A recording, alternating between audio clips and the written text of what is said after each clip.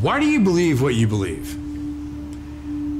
Because at some point in your life, you trusted the information that somebody was giving you.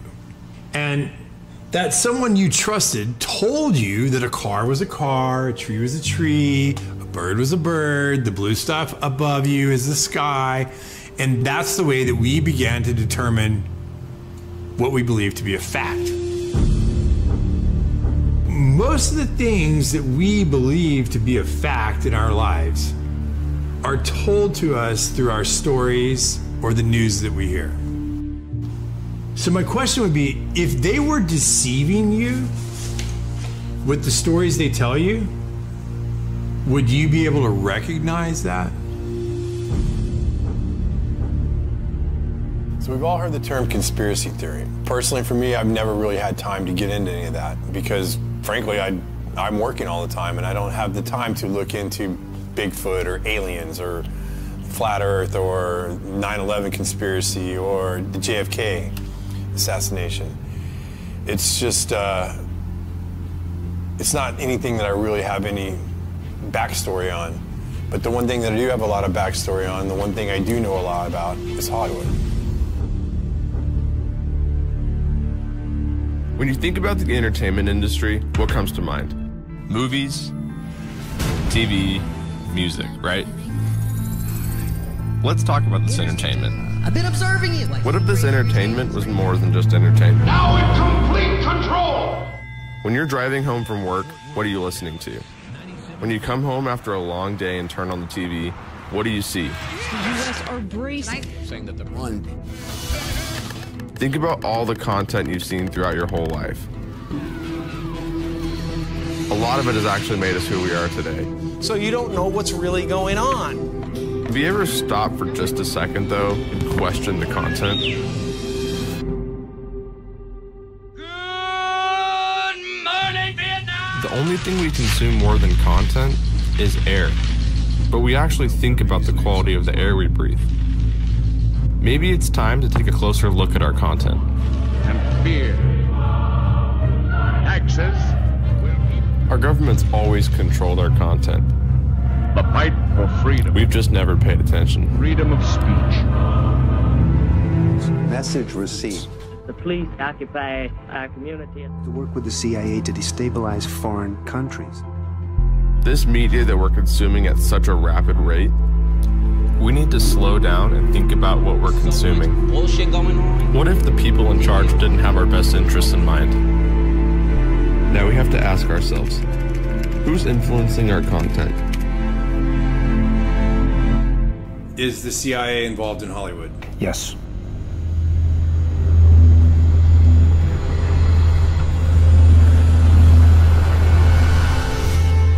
Guys, come ahead. I'm rolling. Go. That's good right there. He's picking up speed. Go, go, go. Go, go, go. Go, go, go.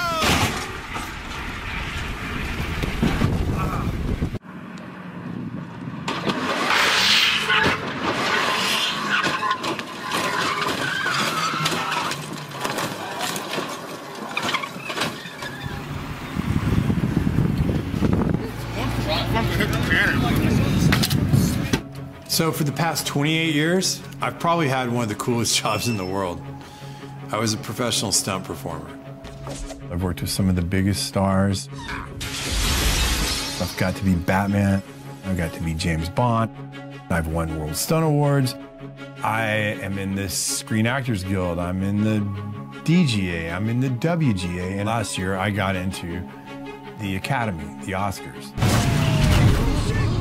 I worked my way up from being a stuntman to being a fight coordinator, to being a stunt coordinator, to being a second unit director. Action!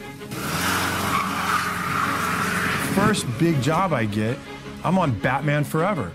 And I'm walking around set and I'm pinching myself. I'm looking over, there's Tommy Lee Jones, there's Jim Carrey, there's Val Kilmer, there's Drew Barrymore, there's Nicole Kidman. And I'm like, how did I get here?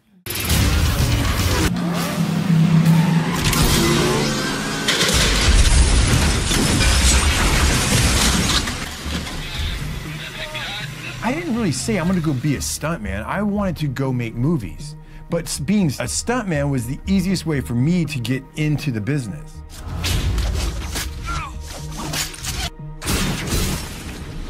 I didn't want to be an actor because like, pretending to be a character. Well, being a stuntman, I was that character. I was the guy behind the illusion, creating it for the guy who's on the screen. I jumped out of that helicopter. I was in that fireball.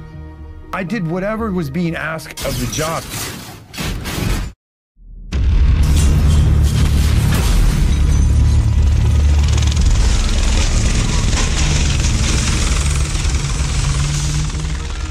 I've had an amazing career, and I've had an amazing life. 2, 1, action! All right, that's a cut. But in the system that exists today, as I get up the ladder, I realize it's not what people think it is. It's an illusion. It is a complete illusion. We're gonna put our pick and our turning shift. In 2014, I was working on a television show up in Portland, and I had a catastrophic injury. I've done this stunt probably variations of it 20 times over my career. It was nothing. It was a small fall down into a stairwell. I did the first take fine, the second take, I knew I could do it better. I went up and I fell over the rail and I landed on the pipe down below, and I burst fractured my L2 vertebrae and I was paralyzed from the waist down. When you are injured, when you are catastrophically injured and it changes who you are, I knew from that day I would never be the athlete that I once was. And I always told people as a stuntman, the worst possible injury you can get is a lower back injury. You can break your legs, your arms, whatever, but if you injure your lower back or your hips, your pelvic region, you're done. There was 2 years that I didn't think I would ever live without pain. One of the issues I was dealing with at that time was I had lost the feeling, and I still have numbness in my thighs and on this half of my pelvic region. I was going to physical therapy and the lady looks at me and she goes, "This isn't really helping you. You're way more advanced than this stuff." And I go, "Yeah, I do this every morning." She goes, "Well, what's the real issue?" I said, "The real issue is my pelvic region." And so she said, "Okay, well, there's a woman who works here and she is a pelvic floor therapist."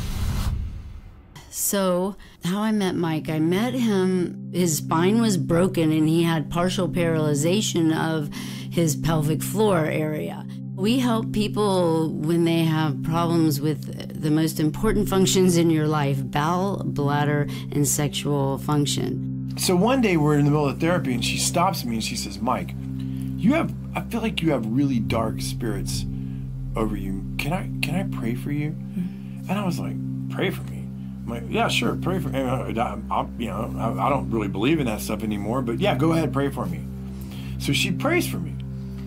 And I was kind of thinking while she's doing it, okay, this is weird, but okay, whatever. So for the next 2 or 3 months, I would go, and then every now and then she would stop me and she'd say, "Hey, can I pray over you?" I was kind of a little bit disgusted with his personality because he was all about himself and money, and I think the Lord had a lot of work to do in terms of humility with him. He made it very clear that he thought I was crazy, but he let me. After she stopped one day, and I said, "You are either 100% batshit crazy, or you think all this is real in the spirit world." And she looked at me and she said, "Michael, I am one of the only pelvic floor therapists in Southern California at the time. And when these satanic people and these evil people do their rituals to little girls and women and boys, who do you think puts them back together? I do. It's completely real, and you need to look into it." My awakening, it didn't happen at church the way that some people find God. I just pretty much had given up my faith, and I'd given up where I was at, and I was just kind of at the point where I was like, okay, well, I'm gonna have the best time I can here, and when I die, that's it. I still wasn't sure if it wasn't 100% crazy or not, but I was reading these articles and looking at these things, and I was like, you know, I've seen things at parties. I've seen artwork. I've seen statues. I've seen things in some people's houses that just seem to be mimicking occult stuff I'm reading about. So I was like, maybe there is something to this. I'm just going to say this. I didn't find God because I went to church. I found God because I realized that the Luciferian and the other side, the occult world, was real, and that I had been fooled for all these years, and I then got really scared. I got really scared because this was the first time in my life that I was having to question my own reality. Physically, I was crushed. I wasn't going to be who I was. And spiritually, I mean, if I'm being honest, I didn't know anything about being a Christian. I mean, really. And then professionally, everything that I knew about my career, I was starting to look at in a different way. I was starting to question my career in Hollywood from a different perspective. So I got off of social media and I made an anonymous account. I started reading blogs, looking at articles. I started reading books. I started watching videos online. I just started searching for the truth, and I was finding accounts that were searching for the truth themselves. They weren't mainstream accounts. These were accounts online that I felt like were like me. They were just looking for what the truth was. I didn't believe I was getting the truth from CNN, MSNBC, Fox. I didn't believe any of them. I just wanted to read it, absorb it, and digest it, and trust what my gut told me I was reading. As I did my research, I began to understand there's a very small group of people that influence all the companies that we watch. So they used to call them the Big Six. But Disney just bought Fox, and Disney controls Marvel, and Disney owns Lucas Studios. So look at that giant audience right here. Say a small group of people control the narratives and the content that we all see on all the channels. It makes you feel like, oh, I have lots of choices, but you don't. Who's telling them what to put on those channels? Where does that lead? Tonight, the FBI is on the case, and they are warning big companies in America to protect their data after a big Hollywood studio got hit by hackers and several blockbuster movies ended up online. This is the first time the United States has accused a foreign government of a cyber attack against an American corporation. And this interested me because I worked over at Sony quite a bit during my career, and I actually had to get LifeLock during the Sony hack, so I was curious. I was like, what was this really about? Well, the narrative put out in the public was Seth Rogen and James Franco made a movie about North Korea. And so they were mad, and so they decided to hack Sony to teach them a lesson. That was a public narrative that went out, and that's what I was like, well, that makes sense. You know, I know Seth and I know James, and they're definitely pushed the envelope of comedy, and their sense of humor is definitely their own. And I thought to myself, okay, that makes sense. And now private emails are going public. It's a public relations disaster. But what I found really interesting as I examined the WikiLeaks documents was it showed that the heads of one of our biggest movie studios in America was in direct communication with very important people in our government. It didn't surprise me. I was like, okay, well, either they're friends or there's something more to it. So I never really thought about the government influencing our content or our stories. Could they be influencing our story and our content? Like, these were real questions that I never had asked myself. I just did the jobs. I went to work, I did my job, I did whatever was asked, and went home. Never thought about this stuff. So I was like, I don't really know anybody that can answer these questions. And I reached out to this guy who I'd been watching online. His name was Kevin Shipp. And for those of you who don't know who Kevin Shipp is, he's a CIA whistleblower. He worked in counterintelligence, and he served in many capacities in his tenure at the CIA. This is the big picture. an official television report to the nation from the United States Army.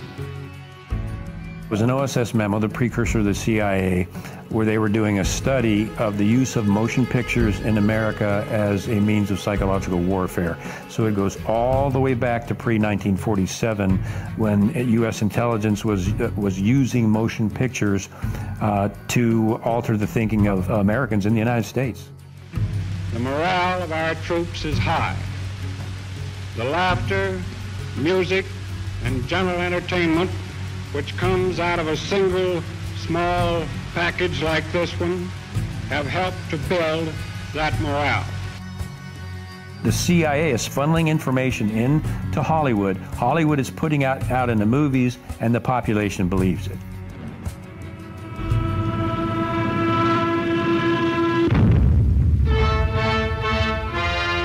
Taxes to bury the Axis.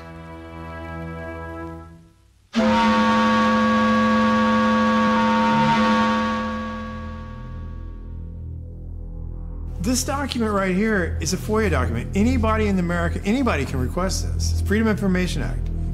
And in the 40s, they were telling you they controlled the radio stations. They controlled most of the mainstream media.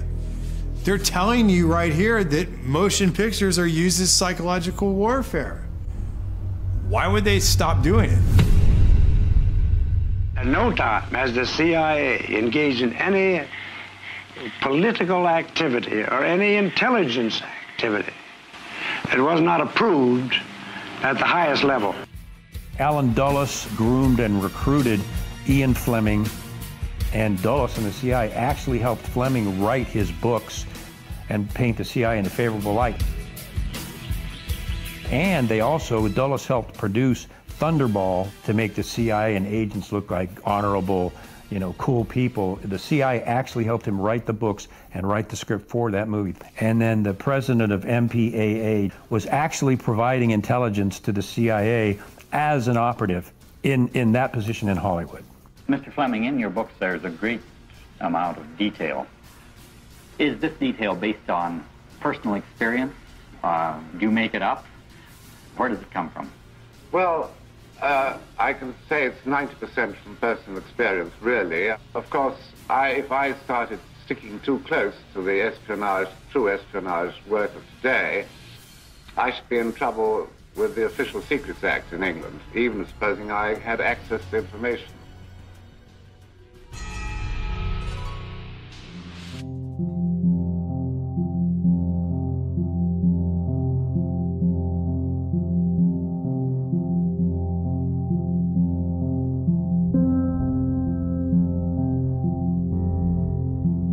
There's no question about the fact that Mockingbird is real. It started out paying journalists in major media, Pulitzer Prize-winning journalists, to print fake stories that the CIA wanted in the press and fake interviews.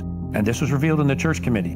Do you have any people being paid by the CIA who are contributing to a major circulation American journal? We do have people who submit pieces to American journals. And of course, then the CIA destroyed the rest of the files, which is what they do. George H.W. Bush came out and finally made the statement about Mockingbird. Well, we're going to officially stop the Mockingbird program. The CIA will no longer pay journalists to write stories. From now on, the program is voluntary, which means Mockingbird continues today. When's the last time you've seen a mainstream media outlet do a serious investigative report on the actions of the CIA? There's a reason for that. This would mean that the CIA could manipulate the news in the United States by channeling it through some foreign country. And we're looking at that very carefully. You say that continues today? Well, yeah, I would think probably for a reporter it would continue today, but because of all of the revelations of the period of the 1970s, it seems to me that a reporter's got to be much more circumspect in doing it now, or he runs the risk of at least being looked at with considerable disfavor by the public. I think you've got to be much more careful about it. platforms to push their own personal bias and agenda to control exactly what people think. And this is extremely dangerous to our democracy. This is extremely dangerous to our democracy. This is extremely dangerous to our democracy. This is extremely dangerous to our democracy. This is extremely dangerous to our democracy. This is extremely dangerous to our democracy. This is extremely dangerous to our democracy. This is extremely dangerous to our democracy. There is something about the way the CIA has been functioning that is casting a shadow on our historic position of freedom, and I feel we need to correct it.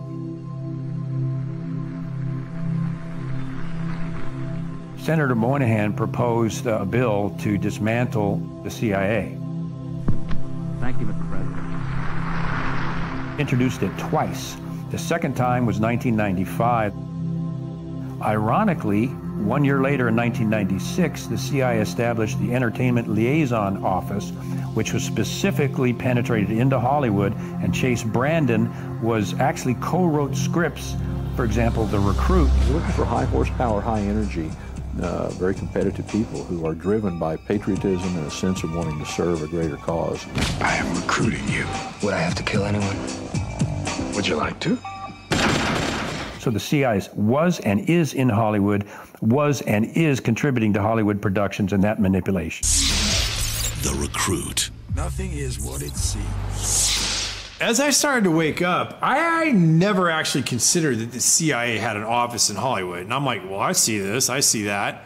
And I started putting feelers out like, does anybody else see this stuff? And not many people were awake. But the one person that I reached out to was an old colleague of mine, a friend of mine named Brad Martin. And Brad and I had similar careers. We worked our way up through the business together. And I'm like, hey, Brad, you've seen this, you've seen that? And he's like, yeah, for sure. And so that gave me strength. That gave me like, okay, well, I'm not alone in this deal. And I'm going to keep looking. Let me just say this. Brad's one of the greatest stuntmen I've ever met. Probably the best. I'm a very physically creative person. I've been doing action for movies for 26, 27 years. I excelled at the action aspect of it, at the physical aspect of doing the fights and doing the gymnastics and doing the falls and doing the driving. I trained really hard and became one of the top stuntmen in the business. I started becoming a fight coordinator, and then a stunt coordinator, and then an action director. Very few people have ever gotten to where I've gotten to, and I'm super proud of what I did.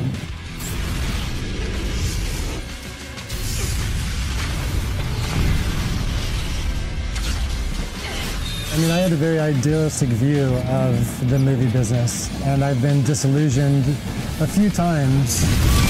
It feels very much like there's an agenda in every movie. I realized that it was more of a machine, and it was more of they just needed content to put out there for the masses. I stopped really watching TV. I stopped really watching movies. And one of the reasons why I stopped watching movies is I got into my research and what's going on in the world right now, and all the corruptness and all of the plot twists of reality. And I started realizing that reality is 20 times more interesting than Hollywood. I mean, I was a Hollywood buff. I loved all of those movies, but now they're meaningless because I know what's going on right now actually has purpose and has a meaning, and there are consequences. And once this story is told on what's happening in the world right now, and all of the powers that be battling each other, it will be the greatest story ever told. Like, for instance, I saw something on History Channel talking about how the CIA helped Disney buy all the swampland in Florida. Well, why on earth would they do that? His lawyers in charge of purchasing the parcels had served in military intelligence during World War II and knew how to keep a secret. And they used several different companies, none with Disney's name, to acquire the properties. Now I go down this rabbit hole of what does the CIA have to do with Hollywood, or at least with Disney? Washington, D.C. is definitely in Hollywood. I have seen documents of the DOD and the CIA writing to the studio heads, guiding them in certain fashion. There's a lot of things that people would talk about that are conspiracy theory, but there's some things that ring true with me. It's like, oh wow, that makes a lot of sense. Another program developed by the CIA after World War II was called Operation Paperclip. It's been depicted in many movies, including Disney's Marvel series. This Operation Paperclip after World War II, SHIELD recruited German scientists with strategic value. Thought I could help their cause. Operation Paperclip, and this is something people need to know because it has been so covered up and mocked and berated and claimed to be a conspiracy theory. And by the way, the term labeling people as conspiracy theorists was invented by the CIA to deflect any attention over the JFK assassination. They invented that word as a way to shut down any scrutiny or this critical investigation of what they were doing. So they started that whole ball rolling. In terms of Operation Paperclip, it is documented. There's absolutely no question about it. Alan Dulles, CIA director, was an associate of Heinrich Himmler of the Third Reich. So what Dulles proceeded to do when the Third Reich was brought down was he secretly brought all of the top Nazi scientists into the U.S. He falsified their files that he gave to Harry Truman, making them look like there were no war crimes. They brought these Nazi scientists into the CIA to work for the CIA, and that includes the human experiments they conducted on Jewish men, women, and children, and the psychological studies that these Nazi scientists had done. The CIA was using their expertise for these programs through Operation Paperclip, and this was Nazi, much of it occult beliefs that the CIA adopted and actually put these people on their payroll. One of the programs that came out of Operation Paperclip was MKUltra. Now, MKUltra was a very complex program that dealt with human experiments and mind manipulation. As this 1952 CIA memo says, the aim is controlling an individual to the point where he will do our bidding against his will, and even against such fundamental laws of nature as self-preservation. In the Church Committee, MKUltra came out as an actual program of mind control using mental, physical, and sexual abuse and psychotropic drugs. Lysergic acid diethylamide, LSD. It was one of the first times that anybody had run into a powerful drug that was different than anything else that they knew anything about. A decision was made at the highest levels of the CIA to do testing on unwitting Americans. At Ravenscraig, Dr. Cameron went further with drugs and electric shock treatments than any researchers in the MKUltra project dared. His aim was to wipe the mind clean. Then he would implant new messages by forcing the patient to listen to a hypnotic repetition as many as 250,000 times. This was called psychic driving. He would give the patient intensive electric treatment. He would attempt to implant new ideas in the mind of the patient.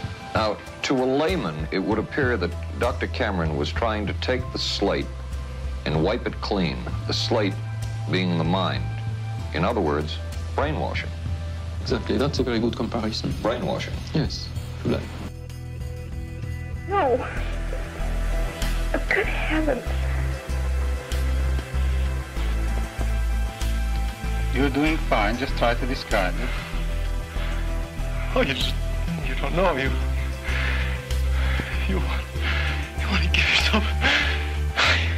give yourself surgery. How do you feel inside? Inside? I don't have any inside. Nobody explained it to me. Nobody ever asked me if I was willing to do it or anything. They put me on sleep treatment. And they kept you asleep for 23 days. And while I was asleep, they were shocking the heck out of me with electric shocks and playing tapes. Why are you letting shame responsibility? Why are you It was really, like a concentration camp. Want to talk film matters? You mind if I look this way? You look that way. Nothing for you to watch here, but you're going to talk to me as we go along. They couldn't go any further because CIA Director Richard Helms destroyed all the CIA's MK Ultra documents, and they had to rely on coached witnesses. So they were never able to dig even deeper. What they got was bad enough. It was never terminated. There's no evidence that it was ever terminated. No documents, no nothing, and not even an admission by the CIA that it's been terminated. How do you feel? I'm feeling better, thank you. Feeling better? Are you sleeping well? Yes, I'm sleeping better now. We could disable a whole city by putting a very small amount on a water supply. After all of these years of us, those of us who are involved in looking for this secret drug, this was the only thing that began to look for the first time like it might be something like that. So MK Ultra was one of the hardest programs for me to wrap my head around because it's a lot of subset programs. And I was really surprised that Brad Martin knew about MK Ultra. People think that research people are crazy for talking about MK Ultra, mind control. Even if they acknowledge that that existed, they go, oh, well, that ended in the 70s. That's a crock of shit. And perhaps the world's only hope of stopping a sinister assassination plot. The movie that I did involving that topic was Zoolander. The fashion industry has been behind every major political assassination over the last 200 years. I mean, at the time, I was making a comedy and I had no idea what I was involved with. But now looking back on the movie, I'm blown away at just the propaganda. Doesn't anyone notice this? I feel like I'm taking crazy pills! In a movie like Zoolander, when they're showing you that they're controlling Derek Zoolander's mind through mind control, you realize that they're trying to desensitize you and to make you think that what you're watching is fiction because it's in a comedy. It's like a mass MK Ultra now. Their purpose is to capture the minds of the people and feed them false history. The CIA is funneling information into Hollywood. Hollywood is putting out in the movies, and the population believes it. All right, so look, here's the deal. They have been desensitizing us since we were born, and I'll give you some examples. Let's start with the big one. Let's start with words we hear all the time and never even think about. Let's start with the word entertainment. To entertain. What does that mean? To bind or hold. To bind or hold what? An audience's attention. Okay, now let's take the word Hollywood. Where does that come from? Well, Hollywood comes from the holly tree. And the ancient Druids, back in the day, used to take the holly tree, make wands to weave spells, cast spells, or channel spells. And when they needed help, they would consult the Magi's or the mediums of the day to help channel their spells to the population. We'll cut to today. What do we have in our houses? We have these black boxes. What are they called? TVs. But if you stop and you say the word television, television. And when you turn on that television, what do you get? What's the first thing that pops up? A list of channels. And when you turn on those channels, what's on those channels? Programming. They are programming you. They've been programming your whole life. You don't even know it. They do it with your music. They do it with your TV. They do it with your movies. They do it with your games. They have been programming us and programming you since you were little, and you don't even know it because you don't even question it.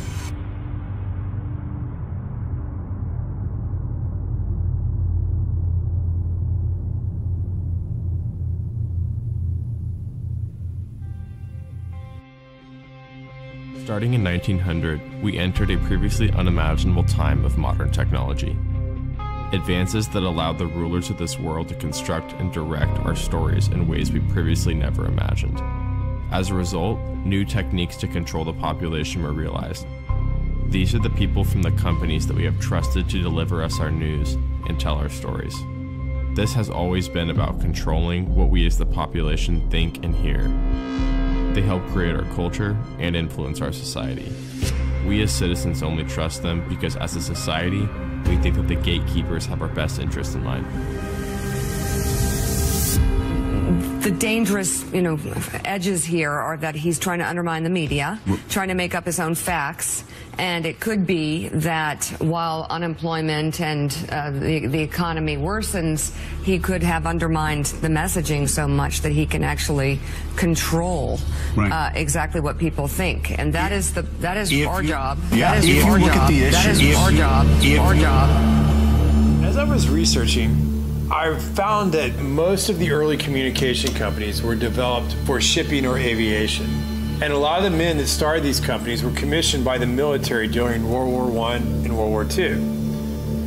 Many of these men worked for the Army and Navy intelligence services along with the OSS, which we know became the CIA. There were many examples of these men becoming the heads or founders of some of the biggest motion picture and media companies before and after their government or military service. I wanted to know how many of the media companies in today's world connected back to Washington. So I started looking. It was like a family tree. The connections between our government personnel and the media corporations was unbelievable. Google, Amazon, Netflix, Twitter, CNN, ABC. So what would happen if all these companies had the same political ideology or agenda? We as this population like to hear people confirm our confirmation biases. We like to hear people tell us that we're right. We don't like to be wrong. And we believe that the people on the media and the people that we're listening to have our best interests in mind. The problem is what if they don't? So if you stop and think about it, they can place any agenda on the population that they choose. I think that Hollywood is teaching bad morals to the youth of this country as well as adults. Desensitizing of violence to the masses. You can't deny that. My kids have seen so many people get killed in very violent ways. 3 times as much gun violence now. And the sex that's in PG-13 movies. Why? Every Disney movie, there's a major character, usually a parent, that gets killed. Trauma to the child. Why? It's so horrible. What a bad story. Why do you need to start a story with a parent dying? Always. It's so sad. Under MK Ultra, they experimented on children. We were even taught this in psychophysiology program that if you get to a child between ages 1 and 6 or 1 or 8, especially with sexual abuse or sexual trauma, you will split their personality and they will be imprinted the rest of their life. And many times that results in split personalities and dissociative behavior and other things. These occult topics are being introduced to our kids and most parents aren't even aware of it.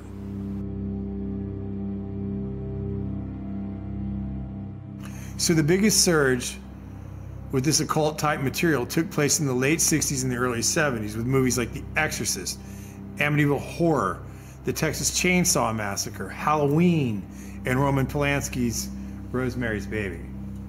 And coincidentally, this same time period, it parallels the rise of the Church of Satan in Los Angeles, and it was founded by a guy named Anton LaVey.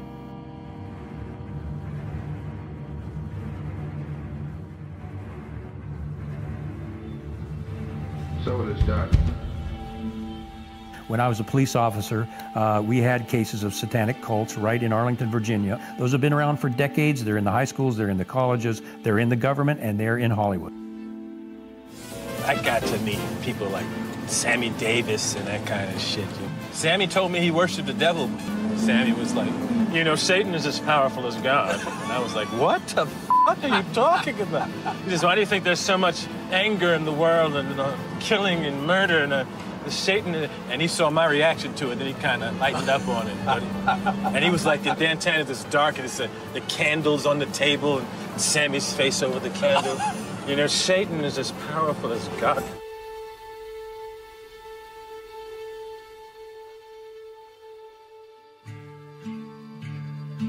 From our point of view, it really makes no difference whether you pray to a father god or to a mother goddess or to an entire gaggle of gods and goddesses.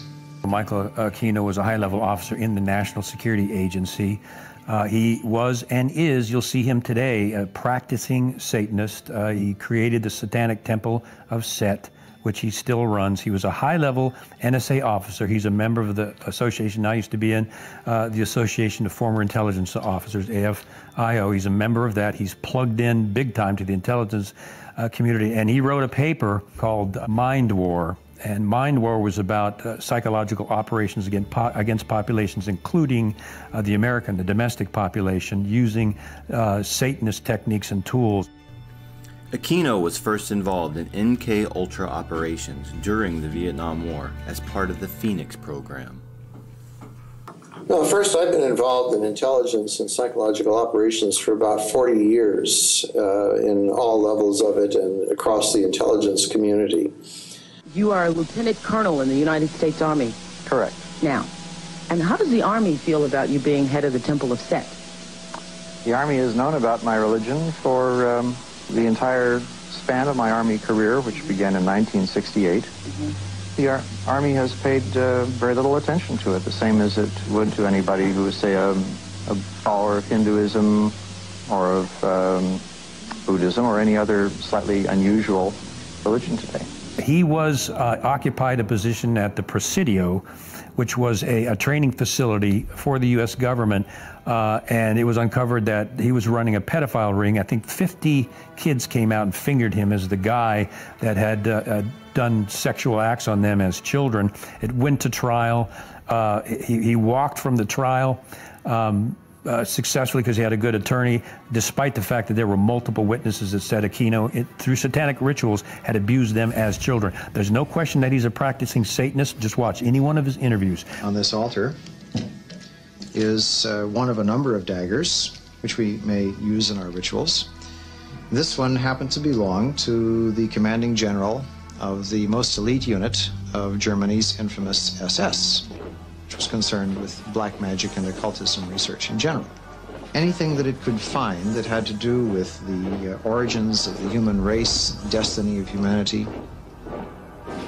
The perverted view of the occult held by Heinrich Himmler was of an evil magic that could help create a new master race. Wewelsburg Castle is where he performed his ceremonies.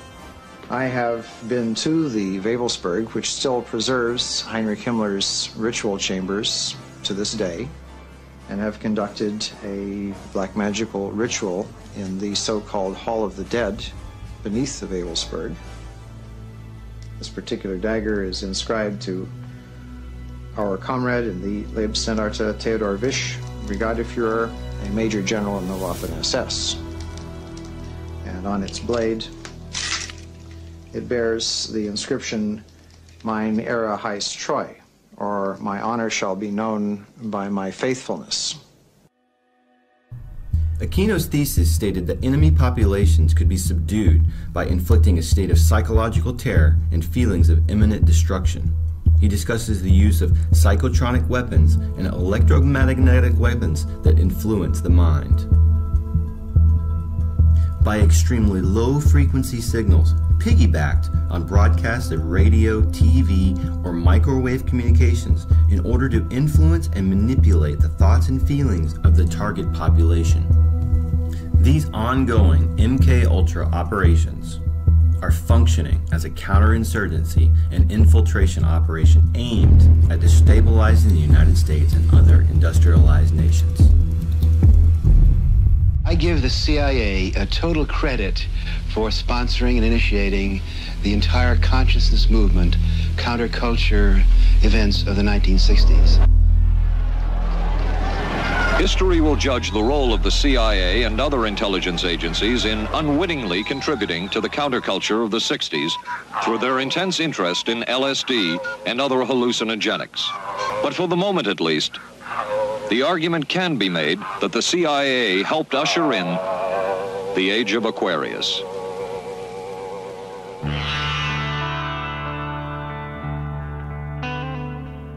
Laurel Canyon was the epitome of the summer of love. I mean, we saw the possibility of the way we could live. It's odd because in Laurel Canyon, so many of the soon-to-be stars there, their parents were in either the military-industrial complex or intelligence or the Pentagon.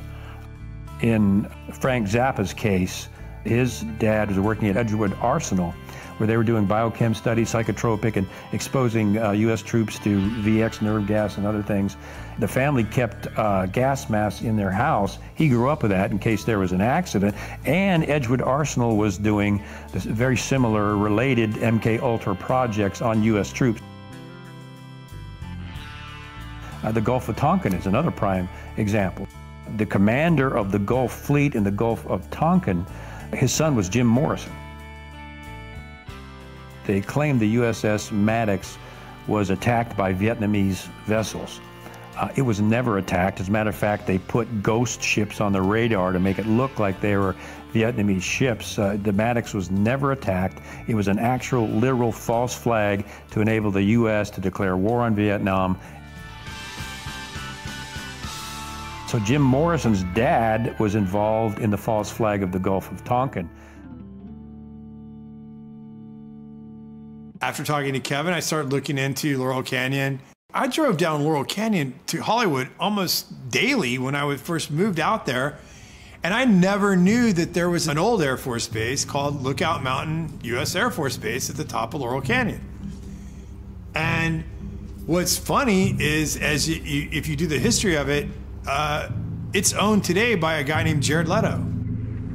Another tactic developed out of the MK Ultra project was the use of compromise and control via honeypots. The decision was made to do testing on unwitting victims. It was decided they should be on the fringes of society because they were most vulnerable. We did quite a study of prostitutes and their behavior. How do you take a woman who is willing to use her body to get money out of a guy to get him to talk about things which are much more important, like state secrets? We learned a lot about human nature in the bedroom. We started to pick up knowledge that could be used in operations.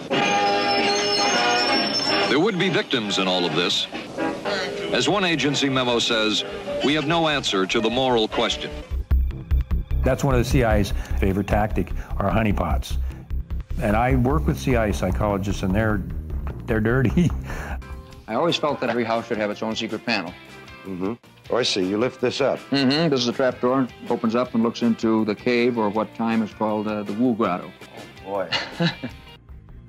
They're running blackmail operations where they're getting very well-known government and private industry elite people in compromising positions at the Playboy Mansion, on Epstein's plane, on Orgy Island, and they're photographing them. And after that, it's like Congressman so-and-so or CEO so-and-so. I wouldn't bring that up if I was you, because we got photographs of you with a 14-year-old girl on Epstein's plane, for example. And you talk about shutting somebody up permanently, that's how they do it. What happens in the grotto stays in the grotto. Okay. Look, it's pretty simple if you think about it. To control the population, you have to control the people messaging the population. Some of these stars have 20, 30 million followers. That's more followers than CNN, Fox, ABC, NBC. These people have to be controlled. They can't just go off a message and start saying whatever they want to say. They have to be somewhat reined in. They have to be controlled, or they do not get the platform to have the voice that they have. Forget the politicians. The politicians are put there to give you the idea that you have freedom of choice. You don't. You have no choice. You have owners. They own you. They own everything. They own all the important land. They own and control the corporations. They've long since bought and paid for the Senate, the Congress, the state houses, the city halls. They got the judges in their back pockets. And they own all the big media companies, so they control just about all of the news and information you get to hear. They got you by the balls. It's a big club, and you ain't in it. You and I are not in the big club. And by the way, it's the same big club they use to beat you over the head with all day long, when they tell you what to believe. All day long, beating you over the head in their media, telling you what to believe, what to think, and what to buy. The table is tilted, folks. The game is rigged. And nobody seems to notice. Nobody seems to care. Good, honest, hard-working people, white collar, blue collar, doesn't matter what color shirt you have on. Good, honest, hard-working people continue. These are people of modest means. Continue to elect these rich who don't give a about them. They don't care about you at all, at all, at all. Yeah. You know? And nobody seems to notice, nobody seems to care. That's what the owners count on, the fact that Americans will probably remain willfully ignorant because the owners of this country know the truth. It's called the American dream because you have to be asleep to believe it. If you stop for a second and you just look at the bigger picture and you check out for a minute and you kind of compare the ancient times to today, well, back then they had like what, demigods and gods. They were like Achilles, Hercules, Apollo, Mercury. All these were demigods. And that's who the people in those days looked up to. Well, today we have all these people like Jay-Z, Rihanna, Beyonce, Lady Gaga, Katy Perry. In film, we have Brad Pitt, Will Smith. We have all these big stars. And the way they prop them up and they put them up on stage is like they're gods or demigods. In this room are some of the most important TV and film executives in the world, people from every background, but they all have one thing in common. They're all terrified of Ronan Farrow. He's coming for you. He's coming for you. Look, talking of all you perverts, it was a big year. It was a big year for paedophile movies. Surviving R. Kelly, Leaving Neverland, Two Popes. Shut up. Shut up. I don't care. I don't care. Most people don't want to cross the psychological line that this stuff is going on. And we all have a mental defense mechanism. It's like finally admitting there's an elite pedophile ring. I mean, most people just don't want to go there. And the same is here. Psychologically, you lose your safety, your security, and whatever innocence you have when you realize that this stuff is really going on. And it's a chore to cross over that barrier and realize, oh my gosh, this stuff is really happening. And that's why it takes critical thinking. The people have got to look at this stuff critically and see what they're being fed so they can cross that psychological line that they just refuse to see it when it's right in front of them. When Kevin said there's an elite pedophile ring, well, I'm thinking to myself, this is a hard thing for me to come to terms with.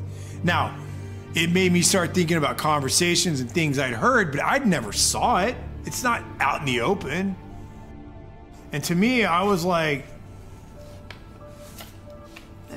no one could do that. Because, I mean, if I saw someone hurting a kid, I would kill them. I mean, I would literally kill them. I would never allow someone to hurt a child in front of me. Things Kevin was saying were things that were hard for me to cross the barrier. I did not want to believe it. I didn't want to go there.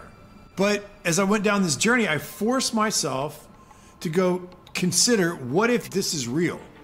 And the only person that was talking about this stuff was a girl named Liz Crokin. And the media had declared her completely out of her mind. But as I started researching some of the things she was reporting on, I was like, there's truth to what she's saying. So I want to talk to her. I started working in journalism at a very young age. I got my first job working for Fox Chicago at about the age of 17 years old. At the University of Iowa, I studied political science and journalism. One semester, I interned for Bill O'Reilly at Fox News Channel. My last year in college, I interned for the State Department's White House reporter, and that placed me reporting in the White House every single day for a few months. I went on to work for the Chicago Tribune, and my first boss there told me that everything that I should get should be checked over and over and over again and verified to death. That's how I was trained, and that's what a true, honest journalist does.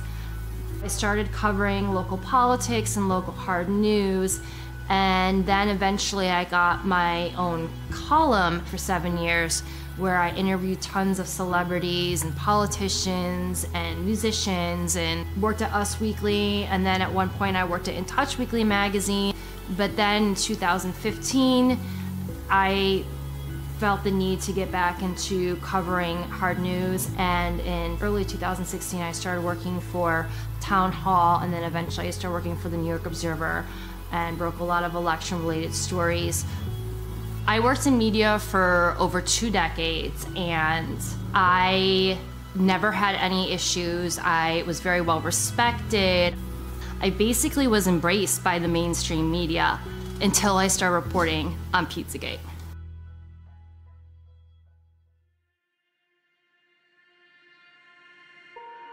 Now, when Pizzagate came out, the media tried to turn Pizzagate into something that wasn't. Surprises of the presidential campaign was the explosion of fake news on the internet. 28-year-old Edgar Welch was arrested in Washington Sunday afternoon outside Comet Ping Pong, a popular family pizza parlor. D.C. police say Welch fired at least one round into the restaurant floor with an AR-15 rifle like this one on his Facebook page. No one was injured. Someone on Twitter, whose name remains unverified but has several thousand followers, posted that new emails found on Anthony Weiner's computer confirmed that Hillary Clinton was involved in a pedophilia ring. The rumor spread, inspiring some newfound internet sleuths to start digging around in John Podesta's hacked emails, searching for proof and location of the so-called sex ring. In those emails, they are absolutely littered with code words, and many of these code words are food words such as pizza. Somebody said to me, "Hey Dave, search for pizza in Podesta's emails. And once you go down that rabbit hole, you never really emerge the same person." It was obvious from the get-go that these words were code words for something else because the context that they were used in did not make sense. To be clear, not one single email in the Podesta emails discusses child sex trafficking or pedophilia. That is a fact. But there are dozens of what seem to be strangely worded emails dealing with pizza and handkerchiefs. Investigators say that those words in the emails about pizza and the talk of handkerchiefs is code language used by pedophiles. There is some kind of code language. They're just not talking about pizza, folks. Who phrases that? Who blocks out an hour of time to eat a slice of pizza? You can get a service for a half an hour, you can get a massage for a half an hour, but you can't get food for a half an hour. It just absolutely makes no sense. There's other ones like, the realtor found a handkerchief. I think it has a map that seems pizza related. And another one is, Obama spent $65,000 flying in pizza and hot dogs from Chicago. Are we using the same channels? Pizza is a well-known pedophile code word that actually has been used by law enforcement to arrest online sexual predators of children. And there's been multiple arrests that have been made by law enforcement of pedophiles trying to solicit children by using the pedophile code word pizza. 2007, unclassified FBI document. That document, according to the FBI, contains commonly used symbols by pedophiles to express their preference in children. Notice this one on the end, the triangle. That image signifies something called boy love. The pizza place next door to Comet Ping Pong Pizza, Vesta Pizza, well, this was their logo until only a few weeks ago. People don't know that because the mainstream media refuses to cover it. The entire mainstream media redefined what Pizzagate was to make it sound ridiculous and less believable, and then they had people like Megyn Kelly come in, interview James Alefantis, didn't ask him any challenging questions. A conspiracy theory that even the DC police say has no basis in fact. She didn't ask him any questions about the pictures of children on his Instagram page looking abused, being sexualized. She didn't ask him about the pedophile talk. So the whole mainstream media painted him as this poor victim, as this person that was innocent, that was just victimized, as something that wasn't true. But just his Instagram page alone should have been enough for authorities to look into him. Investigators have already proven there's nothing to the story, right? Well, actually, no. And that's what you need to know. For all that is here, there has not been one single public investigation of any of this. Not from local police, not from the FBI, no one. And that has to be the big question. Not for Podesta or for pizza parlor owners, but for law enforcement. Based on what may be or may not be here, the big question is, why hasn't any investigation taken place? This is insane.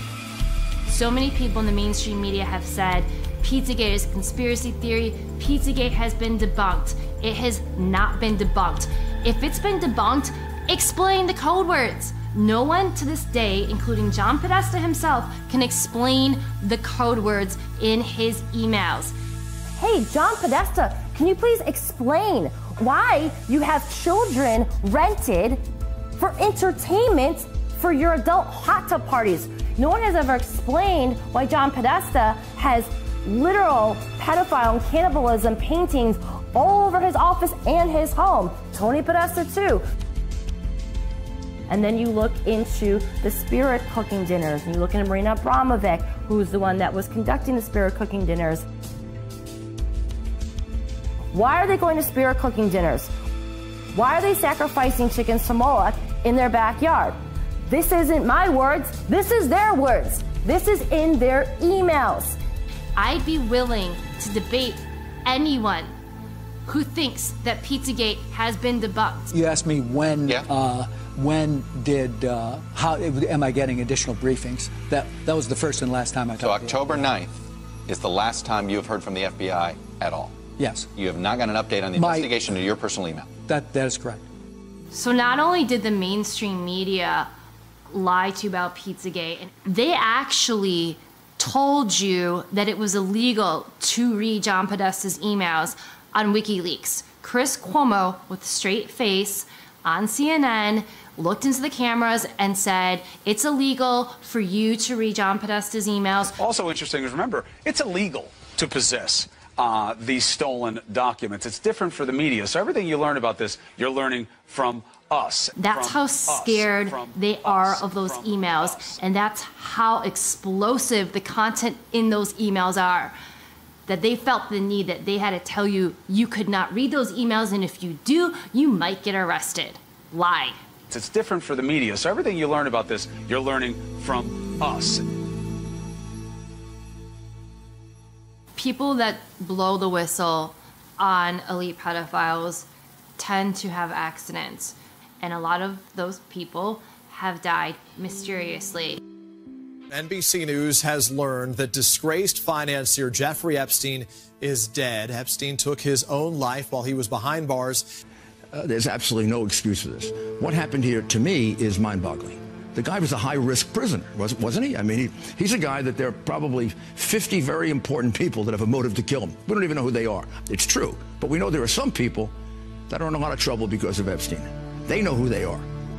His flight logs contain names of some of the biggest, most famous, and most powerful people on the planet. Members of the royal family, Prince Andrew, models like Naomi Campbell, famous actors like Kevin Spacey, Bill Clinton on those flight logs over 25 times. Hillary Clinton, she's also been to the islands. So the bigger question is, how many people that went on his private jet, that went to his private island, that went to his massive ranch in New Mexico were also involved in the rape, torture, and trafficking of children? It hides in plain sight. Epstein was hiding in plain sight. We all knew about him. We all knew what he was doing. But we had no one that was, legal aspect that would go after him. They were afraid of him. For whatever reason, they were afraid of him. And the amazing thing about Cindy McCain is that her husband was a senator. She was on a board with the governor of Texas. She knew about Jeffrey Epstein. She did nothing.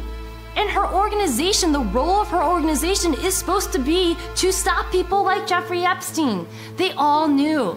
They did nothing about it. When Ricky Gervais said at the Golden Globes, you're all friends with Jeffrey Epstein, he wasn't lying. So in the end, he obviously didn't kill himself, just like Jeffrey Epstein. Shut up. I know he's your friend, but I don't care. You like to make your own way here in your own plane, didn't you? Right, but... And how many of those elites have been to his islands? Not only is the mainstream media complicit, I would argue that there are accessories in the crimes against children. She told me everything. She had pictures, she had everything. She was in hiding for 12 years. We convinced her to come out. We convinced her to talk to us. It was unbelievable what we had. Clinton, we had everything. I tried for 3 years to get it on to no avail, and now it's all coming out, and it's like these new revelations, and I freaking had all of it. I'm so pissed right now. Like, every day I get more and more pissed because I'm just like, oh my God, what we had was unreal. Brad Edwards, the attorney, 3 years ago, saying there will come a day when we will realize Jeffrey Epstein was the most prolific pedophile this country has ever known. And I had it all 3 years ago.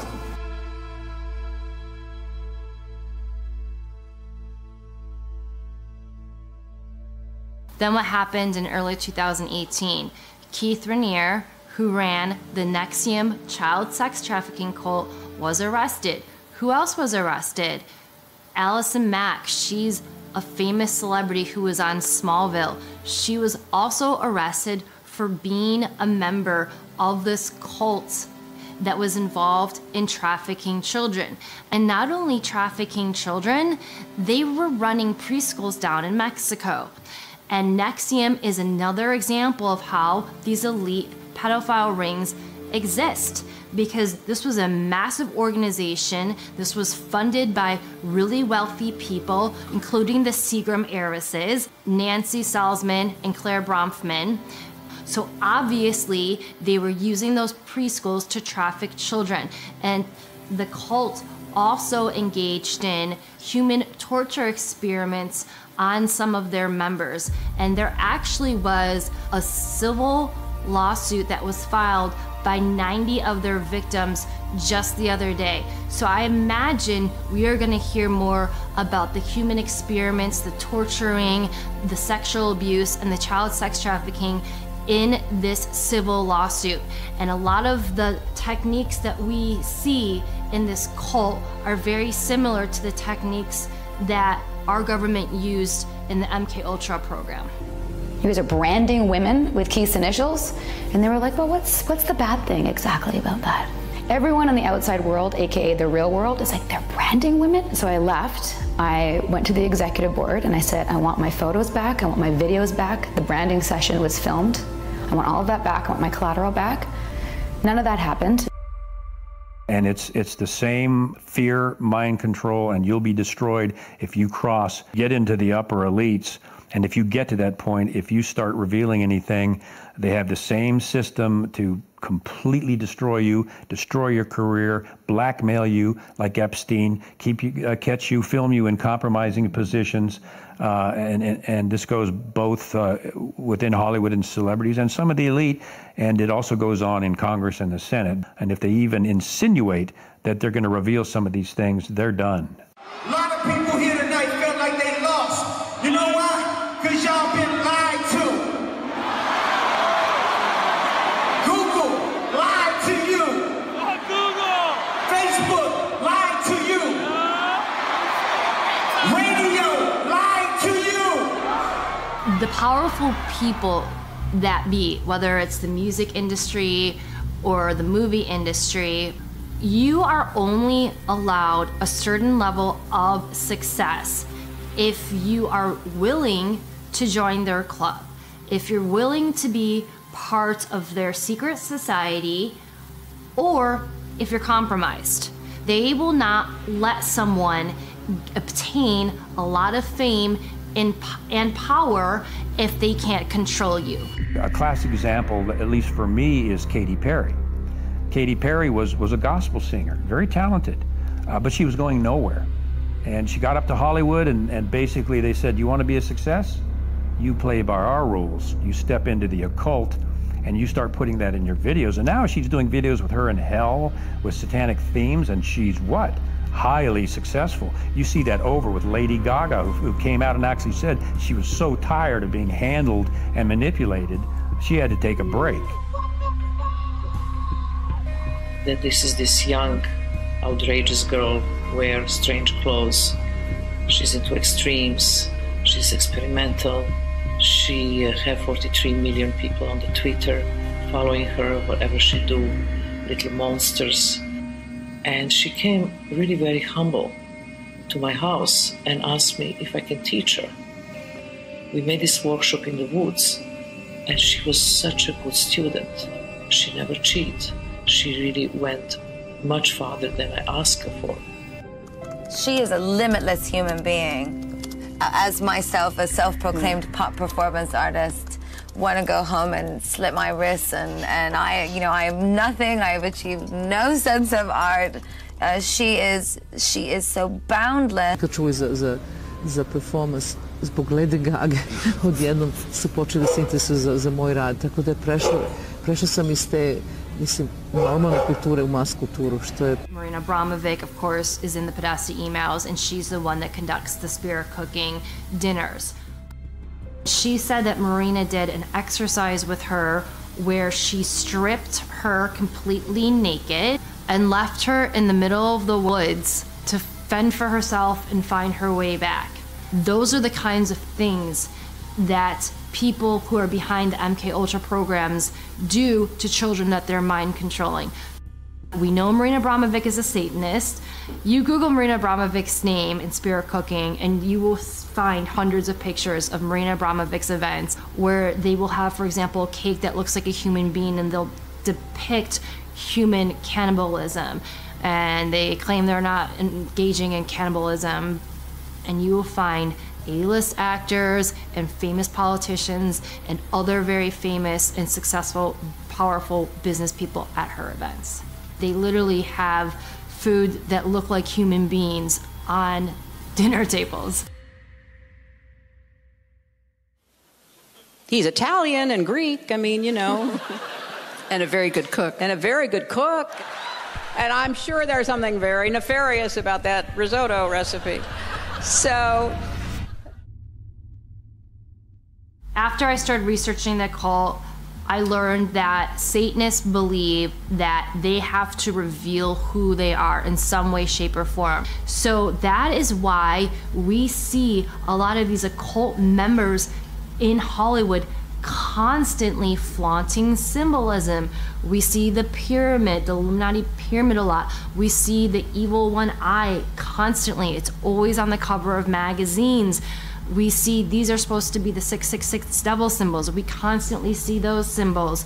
We also see pedophile symbols, the swirl or the triangle within a triangle. I guarantee this wasn't his purse. And we also see a lot of these members of the cult go on their social media and they talk about raping children. They talk about worshiping Satan. And people write it off as a joke, but they're not joking. I don't care if you're a major comedian. You can't tell me that's funny because there is no joke about raping children that's funny. You don't know what that is. I have no idea. You don't know. Jimmy Fallon doesn't know. David Letterman doesn't know. We don't know. All the comics and show business don't know what this is. Takes guts to put out a film that does this because no one's done it up until now. But when that's done and people see these facts and they say, my gosh, I didn't know that. I didn't know that about the Gulf of Tonkin. I didn't know that about the Vietnam War. My gosh. And they go in, they check it out, and it's all true. And now they're seeing the dots. A good film will teach them how to practice critical thinking, to analyze what you're watching. If we can get people to analyze what they're watching, we've crossed a huge hurdle. Because once they start analyzing it, they're going to see the dots, and typically the dots will connect themselves. Liz Crokin put herself so far out in front that she was mocked. She was laughed at. She was called crazy. Well, let me ask you a question. For all those people that did that to Liz, does she seem so crazy now? When you put all of those facts together and you use critical thinking, you realize this stuff is real. There's not one smoking gun.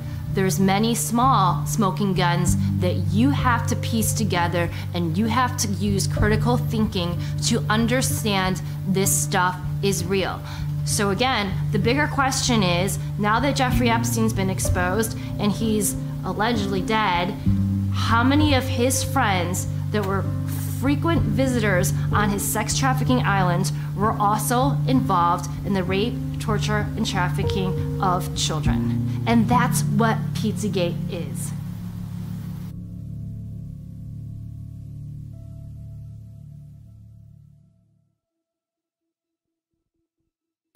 I guess what I'm asking you all to do is just disconnect for a second, stand back, look at the lyrics of your songs, look at the agendas of the movies, look at the messages of the media that you're absorbing. Because it's impossible to say that all of it's bad, like all of Hollywood's bad. That's not true. Like, it's like saying all the CIA is bad. There's a lot of good people that work in both industries that aren't bad people. But if the people that control the narratives and the agendas are not good people, and they have different agendas, they can put that on you and you won't even notice it unless you stand back and look at things objectively. I can't compromise anymore. For me, that's not what life's about. I want to send a good message to my kids, and I want them to know that at the end of the day, their dad did what was right. And their dad fought for the good things in life. If I could ever get the opportunity to make movies that send out good messages, and then people start realizing that they can be good, and that they can jump on the bandwagon of good, that's the next phase. People start believing it. It's the same thing with desensitizing with the violence. People start believing that it's okay to kill somebody, or watching somebody die isn't a big deal. When people aren't helping other people in need on the streets, there's a problem in this world. But this could all be changed right now. The reason why I'm doing this documentary is because I want to be one of the first people to come out and say, hey, it doesn't have to be like this. We are good people. Humans are good, and we can make the world a better place. Because the money and the technology to make this world a better place is there. It's just been covered up and controlled for so long that it's time for it all to come out. And maybe I'm the catalyst for something better. What does the media look like in the future? Well, to me, what I would hope is that it's not filtered. I would love to build a platform or build some sort of system where artists could connect directly to their audience. I want to make products and tell stories that bring humanity together, that bring compassion, that bring love, that bring forgiveness, that bring inspiration and courage back to the audience without having the influence of violence or gratuitous sex or gratuitous death or gratuitous horror. Because those are things and images that get stored in our psyche and our soul, and I don't think that's the way that this earth was intended to be.